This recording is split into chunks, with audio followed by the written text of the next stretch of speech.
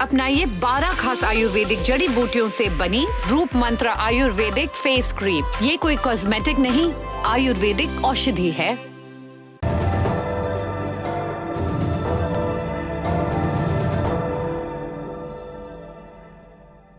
नमस्ते, मेरा नाम सौरभ द्विवेदी है। मेरे हाथ में अब ये बैगनी रंग की एक कलम है। जो लोग नोलन के मुरीद हैं वो जानते हैं कि यथार्थ में बने रहने के लिए कम से कम अपनी जानिब एक टोटम का होना बहुत ज़रूरी है। वैसे याद शहर से एक ये लग्जर का पायलट पेन भी है। कितनी मार होती थी बोर्ड के एग्ज़ाम के पहले इसको ख़रीदने को लेके, जबकि मास्टर साहब कहते थे बेटा निब वाले पेन से लिखो, सुलेख अच्छा होगा। सुलेख मेरी बाईं तरफ आपको अब तक दिख गया होगा कि ट्विटर पर मेरा हैंडल सौरभ टॉप है, लेकिन दुनिया तो इंस्टाग्राम पर ज़्यादा सुंदर और सजीली दिखती है। वहाँ पर आपको ज़्यादा हिंसा, गाली गलौज, दुख तकलीफ नहीं दिखती है। लगता है बुद्ध ने अभी उस वन में बसेरा नहीं किया। तो मेरे वीडियो एडिटर से ये विनती है, दर्शकों को साक्षी मानकर, कि मेरा इंस्टा हैंडल भी दें ताकि सुंदर दुनिया भी लोगों तक पहुँचे। दुनिया जिसकी खबरें हम बताते हैं दुनियादारी में। आज बात एक ऐसे देश की करेंगे जहां से खबरें सुंदर कतई नहीं है। लोग सुबह जागे तो पता चला कि सत्ता बदल गई, और किसी लोकतांत्रिक विधान के जरिए नहीं, ये सत्ता तख्ता पलट के जरिए बदली, एक बार फिर बदली। जी फिर मतलब मुल्क में पहले भी ऐसा हो चुका है और ये दशक तक कायम रहा। लोगों को तख्ता पलट की खबर स्टेट टीवी से पता चली और टीवी खबर सुनाने के बाद खुद सिग्नल विहीन हो गया। जनता सिग्नल विहीन बनी रहे, इसके लिए सेना सड़कों पर उतर आई। जिसको सत्ता से बेदखल किया गया वो कह रहा है सड़क पर आओ ताकि संसद को बहाल करने पर दबाव बने। और ये सब दुनिया के जिस हिस्से में हो रहा है उसके साथ हमारी सीमा साझा होती है, और जो सब कुछ हो रहा है उसमें चीन का भी एक रोल है। हर जगह घुसा चला आता है। दुनियादारी में इन सब पर विस्तार से बात करेंगे। अब तक किसी सज्जन ने ये कमेंट भी कर दिया होगा कि असली खबर फलाने मिनट और ढिकाने सेकंड से शुरू होती है। उनकी इस कर्तव्य परायणता को भी मेरा प्रणाम। भारत की पूर्वोत्तर सीमा से सटा एक मुल्क है म्यांमार। एक समय इसे बर्मा के नाम से जाना जाता था। इतिहास में दाखिल हो तो इसका एक सिरा भारत से जुड़ता है। सम्राट अशोक के शासनकाल में बौद्ध धर्म बर्मा पहुंचा था और बाद में ये यहाँ की संस्कृति का हिस्सा बन गया। आधुनिक इतिहास की बात करें तो ये कड़ी ब्रिटिश साम्राज्य से जुड़ती है। 1824 में अंग्रेजों की नज़र बर्मा पर पड़ी। लड़ाई, फिर संधि, और 1885 में बर्मा ब्रिटिश इंडिया का हिस्सा बन गया। ये हिस्सेदारी 1937 तक चलती रही। इस बरस बर्मा को ब्रिटिश क्राउन ने एक अलग कॉलोनी घोषित कर दिया। हम जानते हैं कि इसके कुछ समय बाद सेकेंड वर्ल्ड वॉर शुरू हुआ और फिर यहाँ पर आ गया जापान। उन्होंने ब्रिटेन की सेना को खदेड़ दिया, और इस खदेड़ने के बाद जो उनके हिस्से में मुल्क आया था बर्मा, उसमें अपनी बढ़त को कायम करने के लिए उन्हें क्या चाहिए था? स्थानीय लड़ाके चाहिए थे, लोकल फोर्स। जापान ने नौजवानों की भर्ती की, उन्हें ट्रेनिंग दी। इस टुकड़ी का नाम रखा गया था बर्मा इंडिपेंडेंस आर्मी, BIA। जापानियों ने BIA को लालच दिया था शुरू में, पर वो असल में दयालु थे नहीं। उन्होंने बर्मा से अंग्रेज़ों को हटाने के बाद अपनी कठपुतली सरकार बिठा दी। असली फैसले सब टोक्यो से लिए जाते थे, यानी बर्मा एक शिकंजे से निकलकर दूसरे में फंस गया था, और जो दूसरा विकल्प था वो कहीं ज़्यादा क्रूर और कट्टर नज़र आ रहा था। इस बेअदबी से बर्मा इंडिपेंडेंस आर्मी यानी BIA का एक धड़ा गुस्सा हो गया, और इन गुस्सा लोगों ने कठपुतली सरकार के रक्षा मंत्री आंग सान को अपना नेता मान लिया। यानी आंग सान के नेतृत्व में ये विरोध शुरू हुआ BIA का। आंग सान ने एक नई पार्टी बनाई जिसका नाम रखा anti fascist people's freedom league. पक्का उस समय एब्रीविएशन नहीं पूछे जाते होंगे जीके में। Anti fascist people's freedom league. इस लीग ने क्या किया? ब्रिटेन से हाथ मिलाया, और 1945 आते आते जब जापान की हालत पतली होने लगी, वो युद्ध से हार के बाहर होने लगा, तो ये ब्रिटेन से हाथ मिलाना आंग के काम आया। हम जानते हैं कि सेकेंड वर्ल्ड वॉर के ख़त्म होते होते ये जितने ब्रिटेन, फ्रांस टाइप के देश थे जो पूरी दुनिया में अपनी कॉलोनीज बसा के क्रूरता कर रहे थे, इनके पुनत्तर ढीले पड़ चुके थे। यानी अब ये किसी दूसरे मुल्क पर शासन करने के लायक नहीं बचे थे। आंग सान ने इस मौके का फ़ायदा उठाया।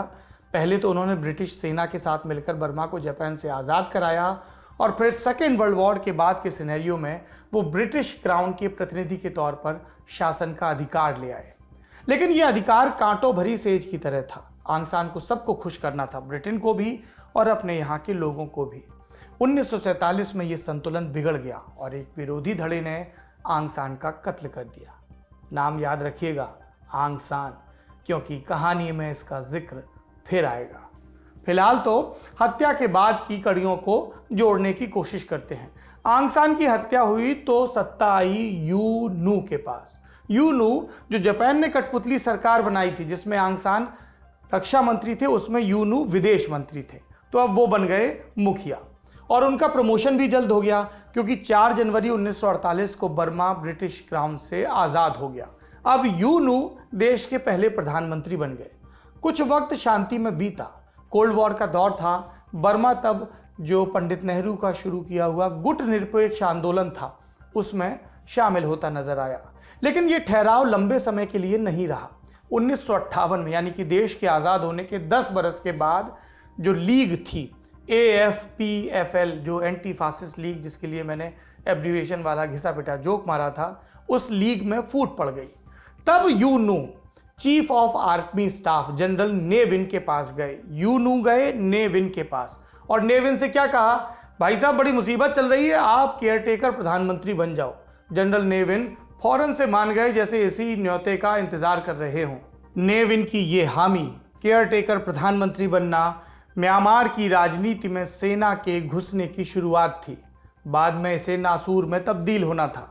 इस केयरटेकर प्रधानमंत्री वाले सब कार्यक्रम के बाद 2 बरस में, यानी कि 1960 में चुनाव होते हैं। लोकतांत्रिक सरकार बन जाती है। लेकिन जनरल नेविन को अब तक कुर्सी का चस्का लग गया था। उन्हें कुर्सी खाली करनी पड़ी। वो वापस सर्वे सर्वा से सेवक की भूमिका में आ गए, लेकिन मन वहीं धरा था और इसीलिए 2 बरस के भीतर जनरल नेविन ने विद्रोह कर दिया। कैलेंडर का साल 1962, अहम घटना, मुल्क के लिए लोकतांत्रिक सरकार का तख्ता पलट। अब म्यांमार में सैन्य तानाशाही शुरू हो चुकी थी और आप जानते हैं ये कितने बरस चली? पूरे 26 साल। इन 26 वर्षों में क्या हुआ? देश का संविधान भंग कर दिया गया। सिर्फ एक पार्टी चली, बर्मा सोशलिस्ट प्रोग्राम पार्टी, क्योंकि ये सेना की पिट्ठू पार्टी थी। बाकी सभी विरोधी पार्टियों पर प्रतिबंध लगा दिया गया। तीसरी चीज, फ्री प्रेस पर ताला लगा दिया गया। चौथी चीज, म्यांमार को बाकी दुनिया से अलग थलग कर दिया गया। और 5वीं चीज, उद्योग धंधों को नेशनलाइज कर दिया गया, बावजूद इसके कि सरकार में से कोई भी इन उद्योग धंधों को चलाने के काबिल नहीं था। विनाश की ये 5 चीजें 26 बरस में हुई। नेविन, तानाशाह नेविन, इसे समाजवाद लाने का तरीका बताता था, लेकिन असल में ये अनुभवहीनता को ढकने का एक बहाना भर था। और इस बहानेबाजी से, इस घिनापन से पर्दा उठा 1987 के साल में, क्योंकि इस साल देश में नोटबंदी हो गई थी, डीमोनेटाइजेशन। सरकार ने यह फैसला बिना सोचे समझे उठा लिया था बर्मा की, और वो इसका असर भांप पाने में नाकाम रही। नतीजा ये हुआ कि लाखों लोगों की बचत और सपने एक साथ बिखर गए। और तब जुलाई 1988 में विन को राष्ट्रपति पद से इस्तीफा देना पड़ा। इसके बाद पूरे देश में हंगामा शुरू हो गया। जनता अब तक चुप थी, लेकिन उन्हें लगा कि अब खोने के लिए कुछ बचा नहीं, और उनकी आंखों में सत्ता परिवर्तन का बीज पल्लवित होने लगा, पौधा बनने लगा। कुछ बेचैनी और कुछ उम्मीद की लहर में बर्मा की जनता 1988 में सड़कों पर उतर आई, सरकार की नाक में दम करने लगी, अपने हिस्से के हक मांगने लगी। और तब सेना ने वही किया, वही जो हमेशा करवाया जाता है सेना से, ताकि किसी की सत्ता बनी रहे। हिंसा। शांतिपूर्ण प्रदर्शनकारियों पर गोली चलाई गई। 8 अगस्त 1988 को हुई बर्मा की इस हिंसा में 3000 से ज्यादा लोग मारे गए। यह सरकारी आंकड़ा है, असल इससे ज्यादा हो सकता है। सेना ने प्रोटेस्ट को दबा दिया, लेकिन इस दौरान एक नाम था जो उभर कर सामने आया। 33 साल की एक महिला जो अपनी बीमार मां को देखने बर्मा आई थी, म्यांमार आई थी। इस महिला का नाम था आंग सान सू की। जापानियों को खदेड़ने वाले कमांडर आंग सान की सबसे छोटी बेटी। सूकी ने दिल्ली यूनिवर्सिटी से ग्रेजुएशन किया, फिर ऑक्सफोर्ड गईं और कुछ साल यूएन में काम भी किया।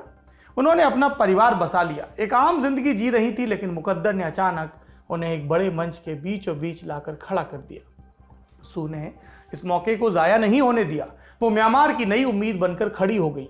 1990 में चुनाव हुआ तो उनकी बनाई party national league for democracy ने बहुमत हासिल कर लिया। सेना डर गई। उसने चुनाव के नतीजों को जो उसकी ही निगरानी में हुए थे रद्द कर दिया, सू को नजरबंद कर दिया। 2 दशक तक इसी जद्दोजहद में बीते। हालांकि इस नजरबंदी के अगले ही बरस 1991 में सू को शांति का नोबेल पुरस्कार मिला, लेकिन तब वो उसे स्वीकार नहीं कर सकी। ये पुरस्कार उन्होंने 2012 में यानी नजरबंदी के 22 बरस बाद स्वीकार किया। इतने बरसों तक दुनिया की नजरों से दूर नजरबंदी में रही सू की क्या बोली, वो अपने संघर्ष में क्या तलाश रही थी। लाखों लोगों की रिहाई की दुआ जब फलवती हुई, जब वो 2010 में रिहा हुई, उसके 2 बरस बाद जब वो पुरस्कार लेने पहुंची तो उन्होंने एक बात कही थी। वो बात आपको सुननी चाहिए।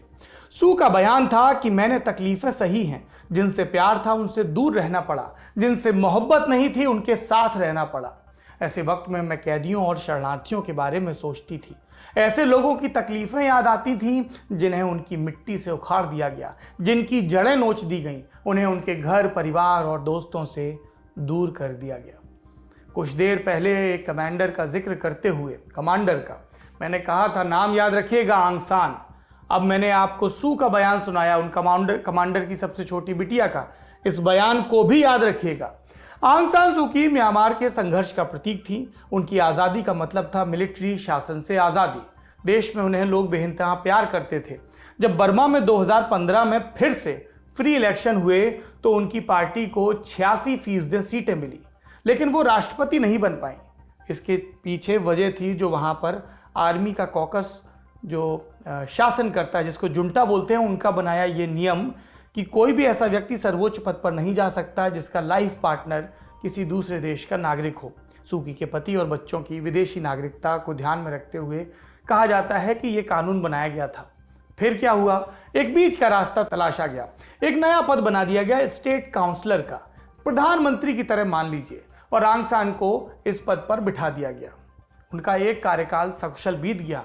हालांकि इस दौरान उन पर एक गंभीर इल्जाम भी लगा, सेना से तालमेल के फेर में। यह इल्जाम क्या था? इल्जाम कि रोहिंग्या मुसलमानों का नरसंहार होता रहा और शरणार्थियों की बात करने वाली सू शांत रही। म्यांमार में लोकतंत्र लाने के लिए अपना जीवन तपाने वाली देवी चुपचाप लोगों को मरते देखती रही और तिस पर बयान ये दिया कि ये सब झूठ है, कोई नहीं मर रहा, जो मर रहे हैं वो आतंकवादी हैं। आंग सान सू की ने सोचा कि सेना की कुकृत्य पर पर्दा डालकर उनकी सत्ता चलती रहेगी, लेकिन ऐसा हुआ नहीं। एक बड़े लालच ने उनके लोभ को बौना साबित कर दिया। और इसके बाद आती है 1 फरवरी 2021 की तारीख, जब राजधानी नेपिडा में सुबह से ठीक पहले के वक्त नींद अपने चरम पर थी लोगों की, और कुछ घरों के बाहर इस चरम के दौरान बूटों की दस्तक आ रही थी। खड़खड़ करते ट्रक आ रहे थे उनके पीछे। क्या हुआ क्या नहीं इसका पता सुबह के बुलेटिन में चला, जब स्टेट टीवी पर ऐलान हुआ कि देश में तख्ता पलट हो गया है। आई एम श्योर तख्ता पलट नहीं कहा होगा, हमारे राइटर सोनू ने लिख दिया। कहा गया होगा कि देश की बेहतरी के लिए ये फैसला हुआ है। सारे फैसले बेहतरी के लिए ही बताए जाते हैं। साथ में ये भी बताया गया कि आंग सान और म्यांमार के प्रधानमंत्री को हिरासत में रखा गया। सत्ता सेना प्रमुख मिन आंग लाइन के हवाले कर दी गई। ये भी कहा गया कि तत्काल प्रभाव से म्यांमार में 1 साल की इमरजेंसी लगाई जाती है। इसके बाद टीवी पर सिग्नल बंद, राजधानी की खास सड़कों पर सेना की बैरिकेडिंग ताकि किसी भी विरोध को कुचल दिया जाए। फोन और इंटरनेट कनेक्शन भी काट दिए गए। इंटरनेट पर सबसे पहले मार पड़ती है सब जगह। कई जगहों पर बैंकिंग सेवाएं भी बंद कर दी गईं। आंग सान की पार्टी ने लोगों से तख्ता पलट का विरोध की अपील की, लेकिन गुंजाइशें कम हैं। तख्ता पलट की हो रही है आलोचना मुल्क के बाहर। Bharat, America, Britain, ASEAN, Australia समेत कई देशों ने इसे लोकतंत्र की हत्या बताया है। ये देश म्यांमार के हालात पर नजर बनाए हैं। UN general secretary Antonio Guterres ने भी प्रकरण पर चिंता जताई है। स्थिति की गंभीरता का अंदेशा होने के बावजूद सेना ने ऐसा क्यों किया, ये सवाल पूछा जा रहा है। इसका एक जवाब सेना बता रही है और एक जवाब है जो असल के ज्यादा करीब होगा, क्योंकि स्वतंत्र टिप्पणीकार बता रहे हैं। सबसे पहले सेना की वजह सुन लेते हैं। प्यारी भोली मासूम सेना कह रही है कि चुनावों में धांधली हुई है। 8 नवंबर 2020 को आम चुनाव हुए थे बर्मा में, जिसमें आंग सान की पार्टी एनएलडी को 83% सीटें मिली थी। एक तरफा जीत। सेना कह रही है ये नतीजे गड़बड़ हैं और इन गड़बड़ों को साबित करने के लिए उनके पास कोई सबूत नहीं है, सिर्फ फर्जी धांधली के इल्जाम हैं। सुप्रीम कोर्ट में राष्ट्रपति और चुनाव आयोग के अध्यक्ष के खिलाफ सेना ने शिकायत की है, जिस पर सुनवाई चल रही थी। सेना यह भी बोली कि वोटर लिस्ट में भयंकर फ्रॉड हुआ है, लेकिन चुनाव आयोग इसे सुलझाने में नाकाम रहा है। मासूम सेना यह भी बोली कि इससे राष्ट्रीय एकता को खतरा है। हाल के दिनों में विरोध प्रदर्शन हो रहे थे, असंतोष था। जब तक ये समस्याएं सुलझ नहीं जाती, जब तक लोकतंत्र के लिए खतरा बना रहता है, तब तक हम आपातकाल लगाकर देश चलाएंगे। बिलौटा मलाई की रखवाली करेगा, इसे यूं समझिए। आधिकारिक बयान आपने सुन लिया, अब जो बातें चल रही वो भी जान लीजिए। कहा जा रहा है कि ये सेना के भीतर, खास तौर पर सेना प्रमुख मिन आंग लाइन के भीतर भरे डर का परिणाम है। उन पर भ्रष्टाचार और नरसंहार के आरोप हैं। नई सरकार पर इंटरनेशनल कम्युनिटी का प्रेशर है कि अपने जनरल साहब पर कार्रवाई करो, और संसद का सत्र आज से शुरू होने वाला था। उससे पहले जनरल ने कार्रवाई कर दी और चुने हुए प्रतिनिधियों का तख्ता पलट कर दिया। वैसे जनरल का कार्यकाल भी खत्म होने वाला था। ऐसे में ये देखना होगा कि जुंटा में उनके लिए सहयोग कितना रहता है या उनकी जगह कोई और फौजी वर्दीधारी आता है। तख्ता पलट के पीछे की एक कड़ी चीन से भी जुड़ रही है। जानकारों का कहना है कि म्यांमार आर्मी को चीन का समर्थन है। लोकतांत्रिक सरकारें चीन के गले की हड्डी हैं, क्योंकि चीन में तो डेमोक्रेसी है नहीं, तो उनको हजम नहीं होता है, जैसे कुत्ते को घी, ऐसा कहा जाता है। म्यांमार की एक सीमा चीन से लगती है। साझा बॉर्डर, साझा हित, बेरोक एंट्री के लिए ज़रूरी था कि बर्मा में कठपुतली सरकार बनी रहे, और चीन ने सेना को इसीलिए मदद की। इस मामले में आगे भी अपडेट आएंगे, महत्वपूर्ण मामला है, हम आपको बताते रहेंगे। दुनियादारी का बड़ी खबर सेगमेंट यहीं पर समाप्त होता है। अब सुर्खियां सुन लेते हैं। पहली सुर्खी दक्षिण अफ्रीका से है। पूर्व राष्ट्रपति जैकब जुमा ने सुप्रीम कोर्ट के फैसले को मानने से इनकार कर दिया। 28 जनवरी को फैसला आया था, जिसमें कहा गया था कि पैनल के सामने आओ। पैनल किस बात का? उनके कार्यकाल में हुए करप्शन की जांच का, जिसमें सहारनपुर से जुड़ी मशहूर गुप्ता फैमिली को फायदा पहुंचाने का आरोप है। अब ये गुप्ता फैमिली की क्या कहानी है, हमने बहुत पहले एक वीडियो किया था, लाखों लोगों ने देखा। आप देख लो, नहीं देखा, डिस्क्रिप्शन में लिंक मिल जाएगा। ऐसा लग रहा है कि पॉलिसी भेज रहा हूँ, जल्दी जल्दी ले लो, जल्दी जल्दी ले लो। वैसे आपको बता दें कि जुमा पर राष्ट्रपति रहते हुए $33 बिलियन चुराने का आरोप है। बहुत बड़ी संख्या। दूसरी सुर्खी ब्राजील से है। कोरोना महामारी से निपटने में राष्ट्रपति जायर बोल्सोनारो काफी लचर रहे। कई बार महामारी को फर्जी बताते रहे। मास्क न पहनने के लिए उन पर जुर्माना भी लगा था। जनता सड़कों पर उतरी थी तब भी, और अब फिर से उतर आई है। राजधानी ब्राजीलिया में 2 हफ्तों से प्रोटेस्ट हो रहा है। इस्तीफे की मांग, प्रोटेस्ट और बढ़ सकता है। ब्राजील में अब तक 91 लाख लोग कोरोना से संक्रमित हो चुके हैं और 2.24 लाख लोगों की महामारी के चलते मौत हो चुकी है। आखिरी सुर्खी लीबिया से है, जहां पर शांति प्रक्रिया बहाल करने की कोशिश चल रही है। एक अस्थायी सरकार चुनी जाएगी फिलहाल, और दिसंबर 2021 में चुनाव होगा। जिनेवा में इन सब के बारे में बातचीत हो रही थी, और वहीं पर एक कार्यवाहक प्रधानमंत्री लीबिया के लिए चुना जाएगा 5 फरवरी तक। 45 उम्मीदवारों का नाम सामने आया है। ये लीबिया में ये सब क्यों हो रहा है? क्योंकि 2011 में यहाँ के तानाशाह गद्दाफी की सत्ता चली गई थी और उसके बाद से सिविल वॉर चल रहा है। अब आप कमेंट बॉक्स में पूछेंगे तानाशाह कब आ रहा है, तो हम आपसे कहेंगे बसंत पंचमी तक का इंतज़ार करिए, आपका इंतज़ार पूरा होने को है। आज की दुनियादारी में इतना ही। आंग सान सू की या आंग सान सू ची, विद्वानों में मतभेद है। हमने कई जगह की बोला है, एक जगह ची बोल दिया है। इस गलती के लिए माफ़ी चाहेंगे, और 1-2 जगह कमांडर शब्द का उच्चारण भी गलत कर दिया था, उसके लिए भी माफ़ी चाहेंगे। सुबह से बजट के नंबर देख देख के चित्त सूख गया है। आज की दुनियादारी में इतना ही। फिर मिलने की उम्मीद के साथ विदा लेते हैं। अपना और अपनों का खूब ध्यान रखिए, मैं भी कोशिश करूँगा। शुक्रिया, शुभ रात्रि। कसर रह गई हमारी कोशिशों में, कसक रह गई कि देश जितना बेहतर, जितना महान हो सकता था, हो नहीं पाया।